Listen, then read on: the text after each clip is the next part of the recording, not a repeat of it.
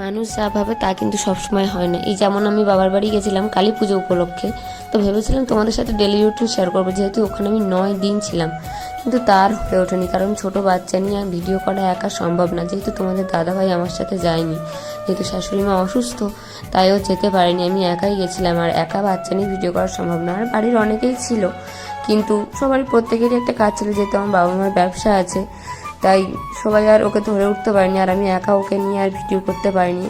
আর camera ধরে দেওয়ার লোক বলতে আমার ভাই আর ভাই বউ, তো ওরা তো, আমার ভাই বাড়িতে থাকে না, তো আর কেউ ভিডিও ধরে দেওয়ার লোক হয়নি, তো আমি সেই জন্য শেয়ার করতে পারিনি। ছোটো ছোটো কিছু ক্লিপ তুলে রেখেছি, তো টুকটুক করে তোমাদের সাথে শেয়ার করবো ভেবেছি। তো এটা হচ্ছে সেই রকমই একটা ভিডিও। এটা হচ্ছে কালী পুজোর পরের দিন আমরা একটু রাস্তার দিকে বেরিয়েছিলাম, যেহেতু বাড়ির পাশেই অনুষ্ঠান, সেই অনুষ্ঠানের মাঠে একটু গেছিলাম। তো ওখানে দেখো আমার ছেলে যেই দেখেছে বাচ্চারা একটু বল খেলছে, ও কিন্তু লেবে গেছে আমার কোল থেকে। ওটা কিন্তু ওর বল না, ওই বাচ্চা মেয়েটারই বল, যেহেতু ছোট মানুষ হালকা বল খেলছে। তো দেখো ও কিন্তু দিয়ে দিয়েছে, আর বলছে ভাই ভাই ভাই খেলবে, দিয়ে দিয়েছে ওকে।